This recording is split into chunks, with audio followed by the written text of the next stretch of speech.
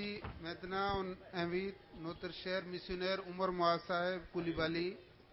Il va faire l'exposé la nécessité de la réforme des discours religieux. نرى تكبير إسلامي أحمدية غلام أحمد كي خليفة المسيح الخامس جماعة إسلامية أحمدية مالي نرى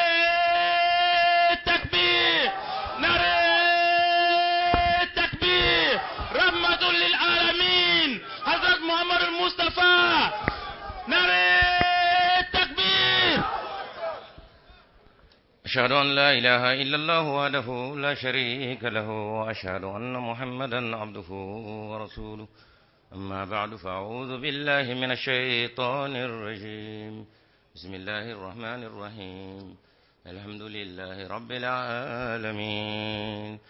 الرحمن الرحيم مالك يوم الدين إياك نعبد وإياك نستعين اهدنا الصراط المستقيم صراط الذين أنعمت عليهم غير المغضوب عليهم ولا الضالين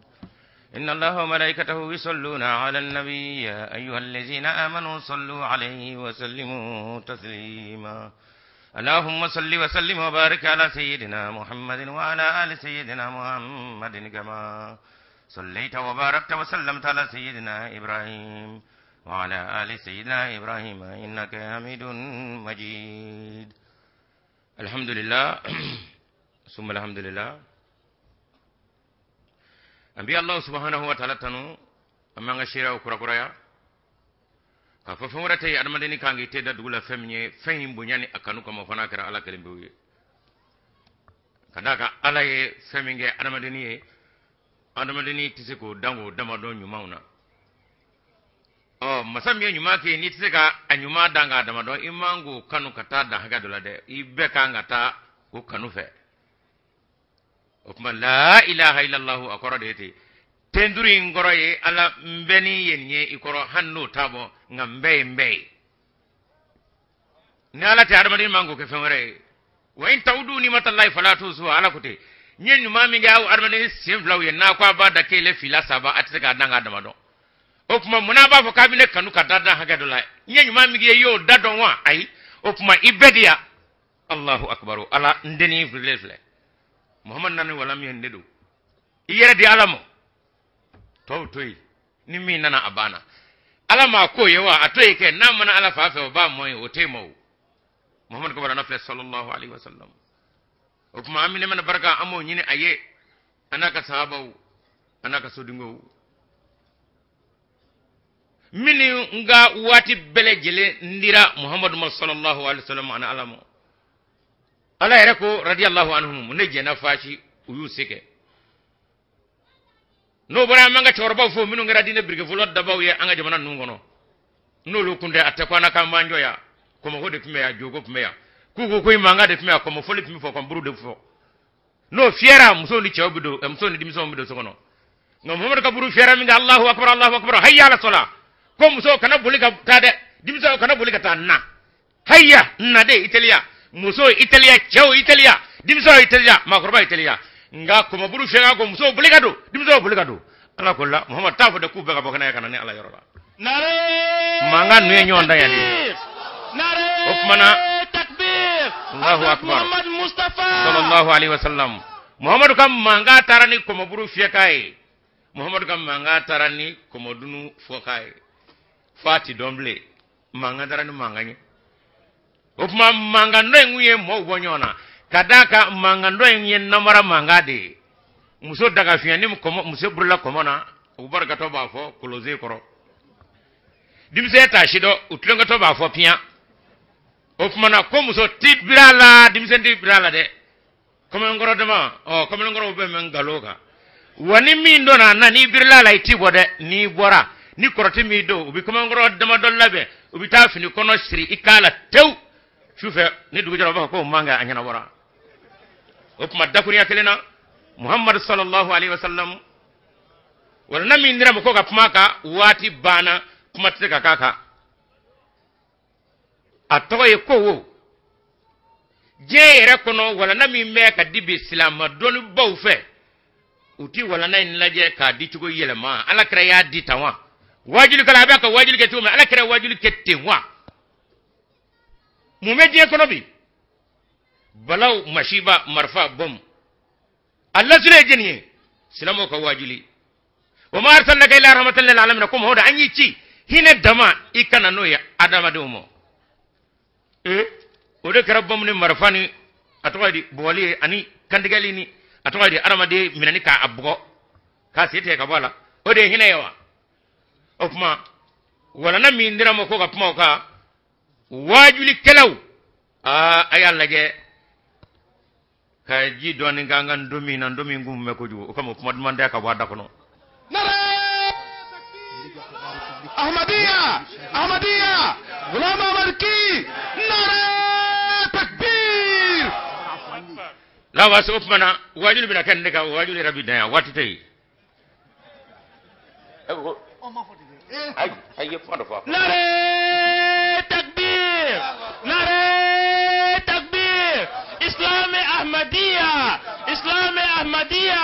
هذا محمد المصطفى Adama Renibe Jimmy Befli Anga médiathèque de la République a chargé de mission nana depuis Clé Fabéan Chena ere en flila ka bonye ba ere ke abe fa ka strada lisan sur la ka boa kalama donc wajulu kali o yete mamba dali ay sabari ala kuson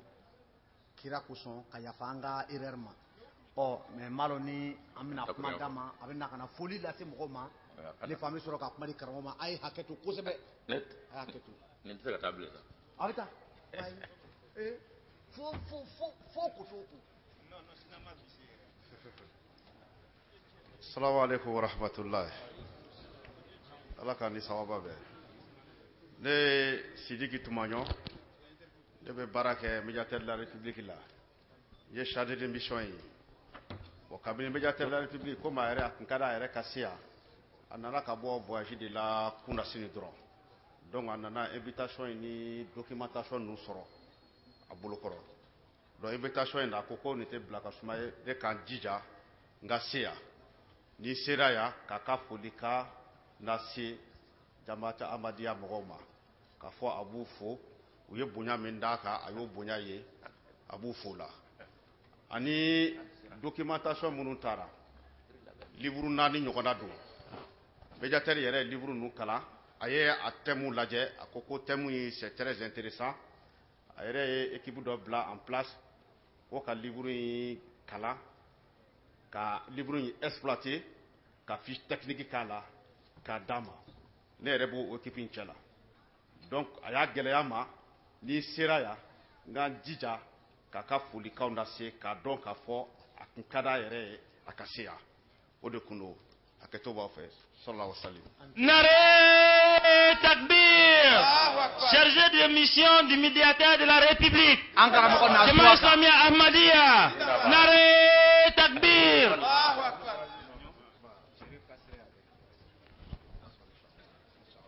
mayo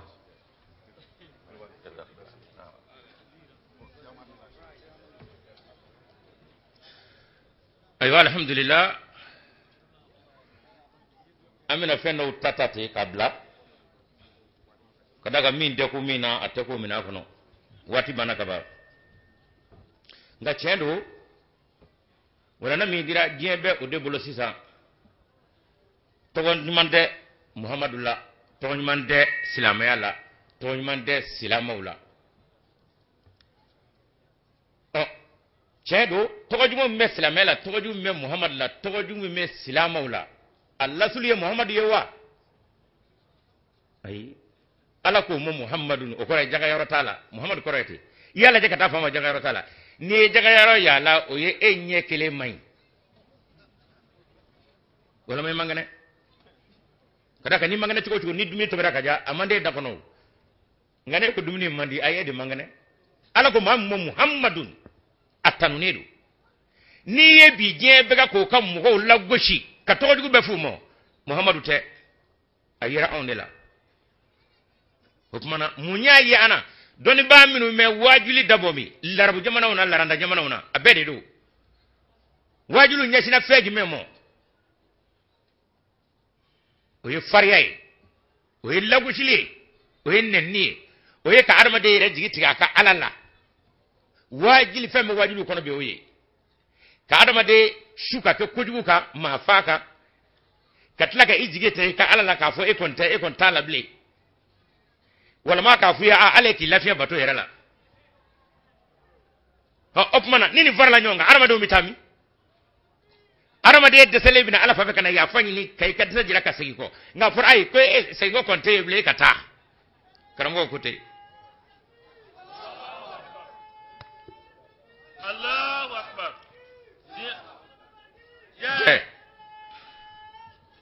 Allahu akbar ya famu mi no yesigi nyanya jalai o yebadiya jalai o teriya jalai o buranya jalai ya fa borai ka kele taga blai min de dinana o kanga fa ka buyi ni ne be je kono larabu sigi mo de ka wa fana yo de kala afana be ka bli ganjo no de ni mami de larabu tashido e kanu shido wajili man male kono adone do biyo mumei sungurba fa janamede aleki lafiya ni en ngata sambi wolofla ikaboto temena okoradi mami e fien fla ko jugi na ay ko mo sa e kata fe sa e kon talo abi tiga ko jugi bli no karamo woru ye sigingo ya fa dese mi ni adamade kanga no jira ala ni adamade red darano ya ala fe ala ya adamade no de ni duru fuye ni lafuye ni dese kolay a kena mo ala waname e de ya fa masai ala ya adamade no de kamo ayi kale adamade ni mina o nafsu lawama de wala uqsum bi nafsi lawama ala ko mingale ni na ni mina ba yira jalati munami kale mutmainnana munami kale amarala fayi kale lawama na jalatilini o kore adamade nayi kujuke ma yayo mama yo ayre dara masami feno e saniya masai adara ni saniya de nayi kujuke ayre atoyde adatu ko bisinga fa nango mandato nak tobia adatu ko ba fa a madani ninye o kuma binyinga yere la abi ya fanyini fa do bi daytu yere ka mashimu yefu kadaka kuju de karabulu o ala ko nabi ngale ni na ne adamade danni ni minyi ni di adamade to denga kono ni ne ba to abina ne alaka ya fa yorola naturellement abina fo ni ye boke ni nyene kay wo shira du tabiatul hali ibsinga nyigi yere lati ibita ji fa fe kwa kara to di ki innogora ire bi ire gwengata ji fa fe ki yere sania ala ko physiquement anya bola to mi tabiatan bashariyatan jismaniyan anya bola to mi kon ni ya va fa beti ni adamade ni e kojugu ke ayre bi nimisa yere mo ma yayo ma mayo wajuli kala kana wajuli ke karamo yere kana ke jamana kono adamade datugo ala fe absinga nimisa na ko duge nare takbir wala uqsim bi nafsi lawama ala de ko min galen nina nimi na ba yere jalaki ale adamade danu de wada madamo be muhammadu ne ka jonna na ya fanyi ni fe fa nyoju bo wone ya fa masai karamo ko ai nyinda lai kata yen bitami wa mo dinga de kono o kuma dakura kelena wajuli kala e meka wajuli ka e beka kuma mamnu fe ala kira yere nga ala ko la allaka bakhu nafsaka la atharihim lam yu'minu bi hadha al-aziz asfa ko hey e mo wajuli ke ibeka minu wele kana alamo ko fo weru hine ka emine ubisika kana soro tugo mo kake ere hami ko iduskuna dainde itina yere wala itinu jugo fo nga weru ka ala soro de on nega ka kela fa ka ke fi bini yere fa ala fu muhammad de kunga la'allaka bakun ko muhammad ibayni ka yere fa la'allaka bakun nafsaka bayni ki yere fa fa karatu wa lam yu'minu bi hadha al-hadith ya ko mu gota kala min yasra ala min ga tugo di e ala o koraidi abaka minun wele ala domaliya o kasara o bwene toro mi mo la armadeni e mi nyo shido opma o yere kanga ika ma wele ta hine doila donc no kara ita neni nga ota on wele kala wala bi opma bi a foro nyana a ma kelede ma flate ko qul in kuntum tuhibbuna allah fattabinu yuhkumullah muhammad afuye Allahu akbar ni ako abene ala fe ko ayene muhammad ladege no kera ni ala binga fe mba fe mo dakeneka wo ma yiru ka jurmu yafa muhammadul mustafa nare takbir no yechen e karamgo ke e bita anmare do dugota ka nenno ye ka tuma no ye o sisa iya munge iya korofo ahina tila iya lebu amagara tila imaka ala kray o kuma na iya la karaga sarabla ni ala karaga sarbe mala kala de kun o kuma ala ko wanet ka ka aw karam ko fe qul afo in kuntum ni aw kira tuhibuna la kaw bina ala fe fatabinaitu muhammad nafe muhammad ya ma dogo yo ay manene wa ay jina kelen ni wa ay so ni wa ay gadon ni wa abara lezi muhammad da kono shin kele aman ko ju kala ci ta to mo wala ma ka ko ju ko faka nini wala ma ka faka jenne de abara lezi akanya ma be nga ko mu ko hina balade abina le muhammad ka kuma yimme tuko mi de atlo bina yere tuko dusku mi se ka dele ka la da koro wala ka le ka da ko ndo tuko mi de ala ko o hambe muhammad la fa be ni ka yere fa bari kande shaka kande alam me armadungal halado wala kene qur'an kono suratul kahfi aya worona نعم تكبير رحمة للعالمين هذا محمد مصطفى no boray ere mi mina wajulike ere ala mu vo ere mo ko ere ka bla ere kono jeni ibora mi ibitamini ipume chugodi ibina laba jumena neyo do opmana ibi puma minu vesa opmana ko wa chugodo ne konte ibisra bla de ala fa sura yorojme suratu nuru aya am gone kelena wara ka fo yede jenuye almamu ye jenuye wajul kalawe jenuye karamgo ye minungu bi muhammad la dege ko aywa woni ala kamle walau la fadlullahi alaykum wa rahmatuhu ma zaka minkum min ahadin abadan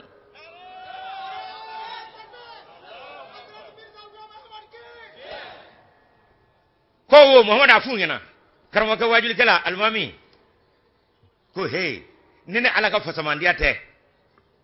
aniga hine kado awdo ni shetana che o chetala o doni batala o kunvindala o alma metala o wajuli kala ta lora ka medro kuran durishilati ko ibise ki yere bo shetana bolo na takbir ni kisia kuni ala yi kisi ka wa mo itese ne maseku ibi puma mi ve ko wa be kaka ibene ala ka sutra kono o puma ikala ini kanga ka fejima ala iyene bleka sutra kono tumi mina puma mi ve o fana bleka sutra kono de misaka aya nga walaula fadlullahi alaykum wa rahmatuhu ma zaka minkum min ahadin abada wajir kalaw je kono jamna wajir kalaw mali wajir kalaw ala de kayni ingana mu hey kuy be ka puma mi ve imam sai foy ina ne ala bulu foy ti na che ni ala ka sutra mi ka ni yo buika erabta jinake ni yo buika erabta sunike ni yo buika erabta dlomi o puma na ko puma ibalema ve ko idodo do kay ko ala ika sutrati ba ine wabulu to mi karsa wabulu نعم تكبير محمد المصطفى ko fala tuzaku anfusakum ko kana fu bi yere jasa karamo ke yimani be nga sutra kono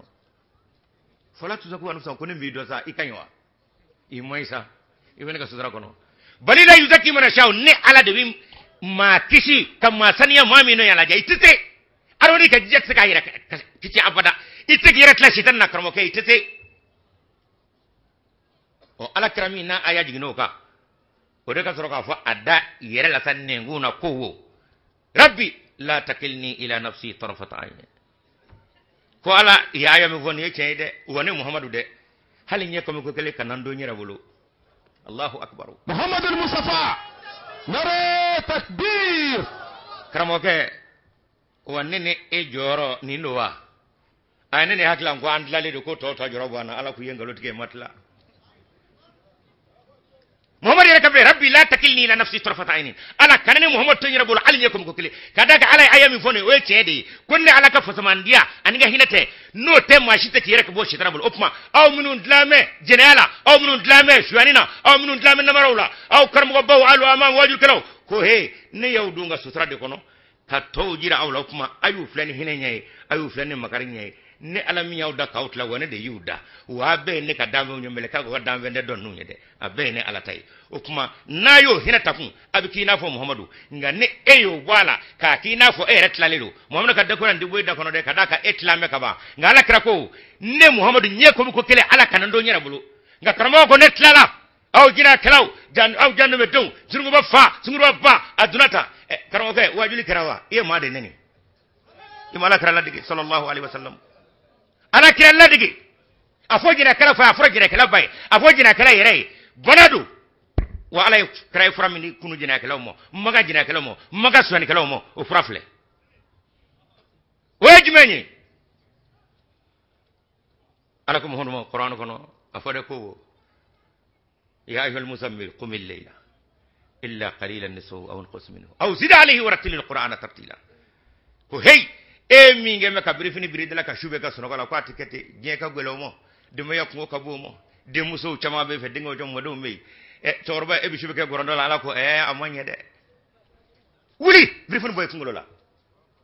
higambe wuli ka sali ta gisuma nay kani ijonne ala nyafe kan namara ke dudewna namara yaji me uto gorondo la ki denga do ne ala ka ngadda kongo ala ne desera koy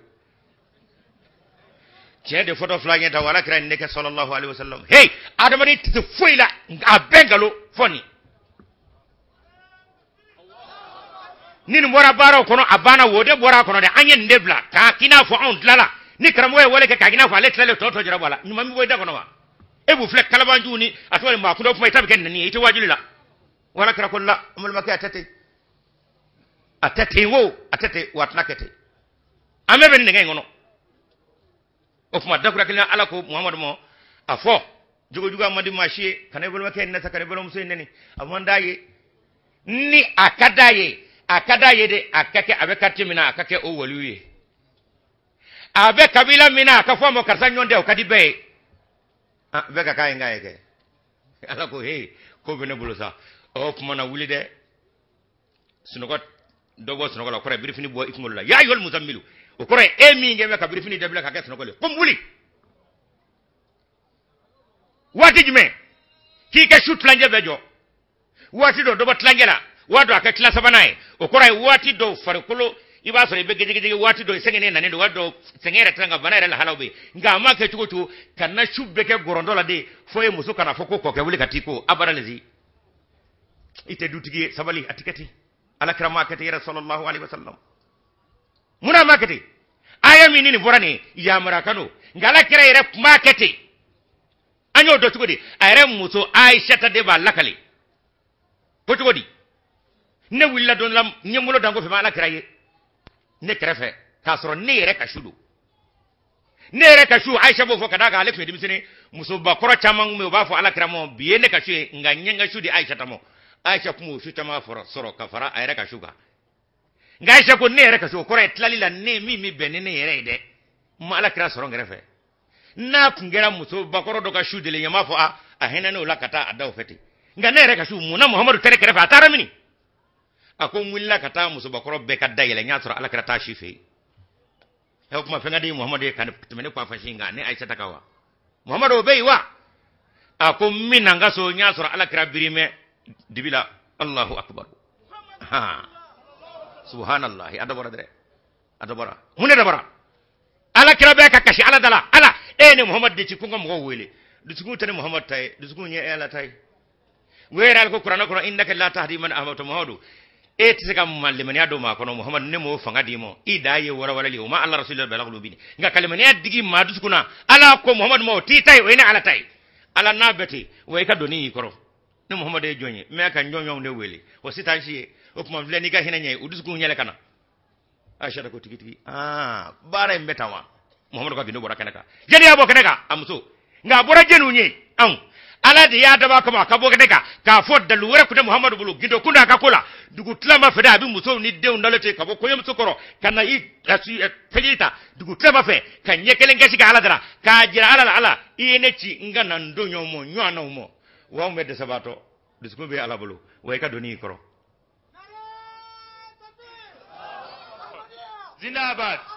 zindabad aye takbiri nya don watu tay ala kira sallallahu alaihi wasallam akan illah alayhi ala yo defo suratu inshallah ka foti wadi yatwadi wa wada'ana anka wizraka allazi anqada dhahrak muhammadu iko ko radre doni mi ngangi kokari foyti wala fiu akodemi fundito ike ko ya da tabamo wa wada'ana anye donta anka kaweka an qada dhahara doni mi ngangi kokari e adamadin efsu kana jodi ay innaka la tahdi man ahbabta wallahi yahdi man yasha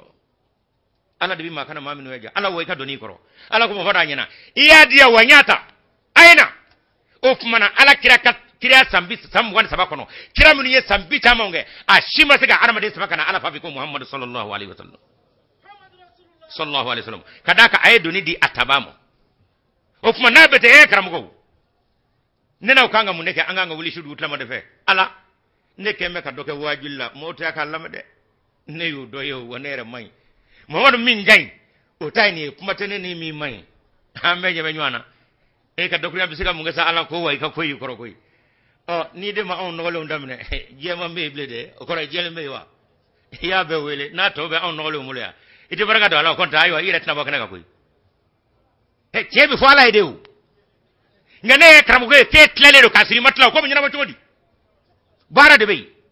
o kuma dakuri yakelena Allah subhanahu wa ta'ala Muhammad kaduni battalil layd wala min gañi Qur'an kono kore ka jirauna enen awdun fitini digu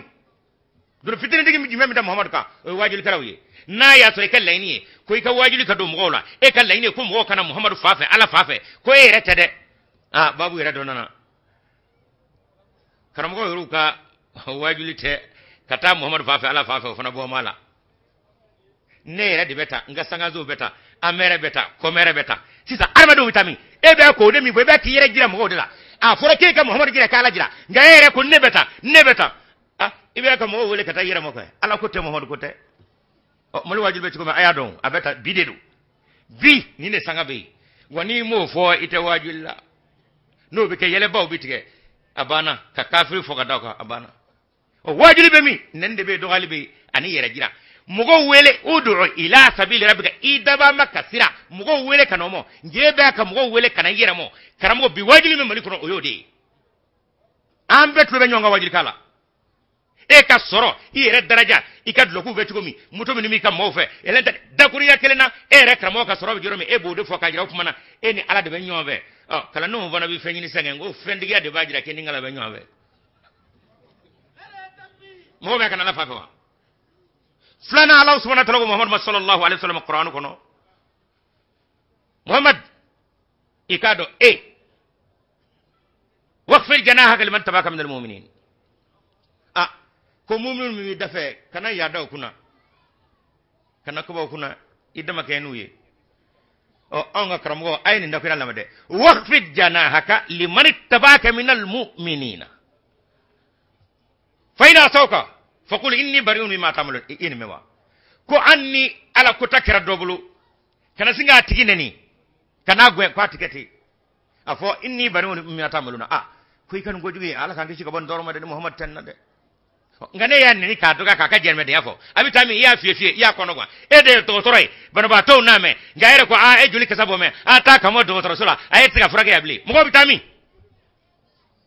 o kumar da kure kelena karamugo yeru ya adama dun gono gwa ku dawa tayoro bana oni tayoro bana me jemi ngona ando ke sawa ande la haradon o balawni mashiba min bey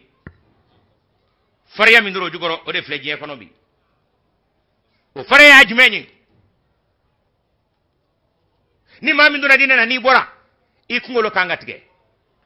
tile sababi dimo o de be anga figu kono yanno abe figu malkiya kono ambo kala katla kata arabu jumana na kata atlashi ngo funa marfato tay misikaka babu de ban via ni mami ndura dinena na borat le sababi damo na manat ngolo kanga tige amin nekala ala kira kanwa ko kanwa abaralazi ala kira ret lela aka wayu sebena mimba ka wayu sebe ko Muhammad ne talable ko ne rekara doy ala kira fa ya ngolo tigaba abaralazi ala kramo ako atana ire fari ala ka toro ka fa Qur'an ko Muhammadu ni mami nduna dina na kabo o kane dusuka shi ne ala bina ni ma woro yo minga le mena kwa me katama taka wo bike jadi kala ye ala dina na katama ka wa man yattadi minkum an dinihi fa sawfa yati Allah bi qaumin yuhibbuhum wa yuhibbunahu adillatin 'alal mu'minina aizatin al kafirin yujahiduna fi sabilillahi wa la yakhafuna fillahi lawmata la'im ala Qur'an ayafle suratu maida kuma hor ni min ngona dina katlaga bot sika jita la abidigila kunga aide kana ni kana bo atwa kata fasai ni ala kote eti dusuma soro ni wa ne bi ne dusuma ni mina ni ma woro yo min galle mena bibu ya tale indai nga Qur'an aya kote an yuru ko fariya fe ni ma min dona no bora o kuma na aya kun lotige misaka ni ne bi kalanve mali kono ya burkina kondo wari ni mi kalanve fikula ni mi sera soro kata arab jumana na ibi soro kata atoere atoy adalu soro bule ko ka mafa jeb siga here soro silamo bulu na chodi ngami saka kurande ka wala ndo abala lizi kurande ka wala na te fariya nana nyuku nana yarmanen to nyona ka kina fo e kapsowi niyo wala na takaba ikado ka fo abara le tika nyuma muvo kele wo kuma be ibi pera kuna wo ibu ka janme de yafuye o kuma na bobe ke saka fo kuma na ay murta maam de salama ira ko fa ala kira muhammad sallallahu alaihi wasallam ala madamo ni mbura muhammad mo o bennene wajuli kala de ko kani sangorota mo kuno kujugu ndaro ni hagle be dokra waqfid jana kalimani tabaka min almu'min muhammadu iyere majigi mu'minu yeminu mi dafe o e wajuli kala mo bine de lame nga ere ye chugo bisinga jira mo la ka fo moru ubisra ari ka gore lere sisa ubise kana ala ko sore fe chugodi e korotara ko jugu subhanallah ala krafle na bura dimsano mo bara anni ya fo foni ya le tega babulo asika to ka ayen no ye nyadoy o kama ala ko la kad jaakum rasulun min anfusikum azizun alayhi ma antum harisun alayhi ma antum ko wala kad jaaku ikado nakara umo cidina kabo awero la adodo ni ko adodo kuma la halam me armaniya kono ala kirabo do me kramgo kango don adamade e adamade ni adamade la halam mi mala ne o do ba kuma ala ko adodo ni do ko ngira ko azizun alayhi ma antum gwelami ma awsoro o kora ruhaniyata armade siki yira tlaka bo shitana bulu tumi gwelami mala ala kirabo do e kramgo fana kango don o kuma na e mi mbole do ala kame kesuta mi mabo folo kuma ibase na yoro anabulo da yajirola atikeni nanni dogali azizun alayhi ma antum harisun alaykum ko wa ahina bala ko sebe akadaye aka ala ko sirata ma o kadaye o kuma o jako juba yekun abi shubeke shinyana na fasa ibi funu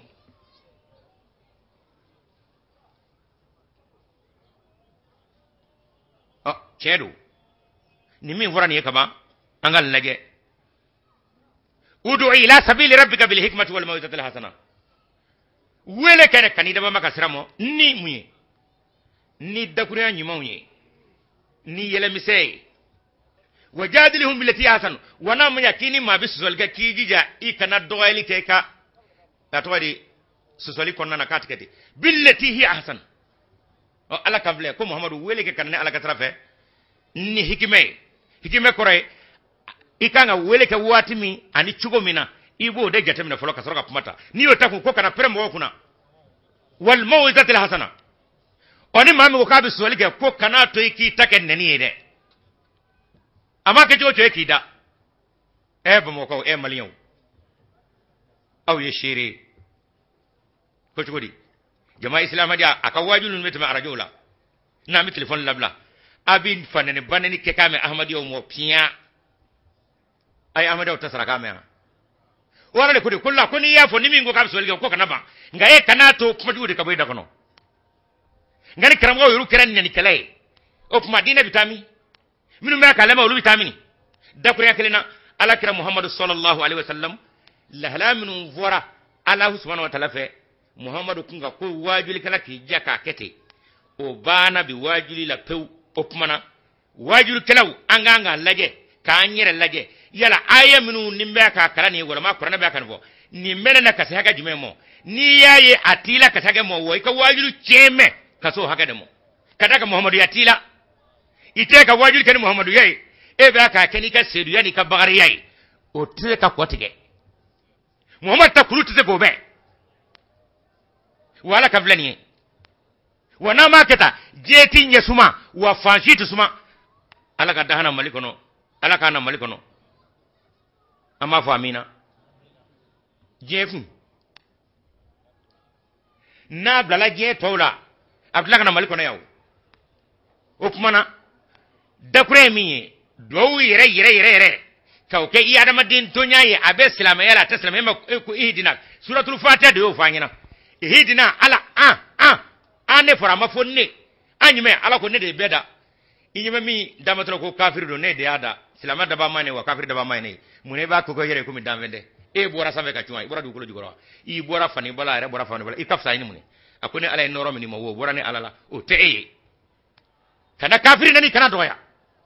wala tasubul ladina yad'una min dunillahi fayasubul adwan magharibin muhammadu kana kafiru ka jonani niyo nani be okuma ejo tala kadaka be sebe uka famia damo yoro ni na folo okuma kanu ka jonani ni uka jonani obina ala nene no fe no kare muhammad ejo tala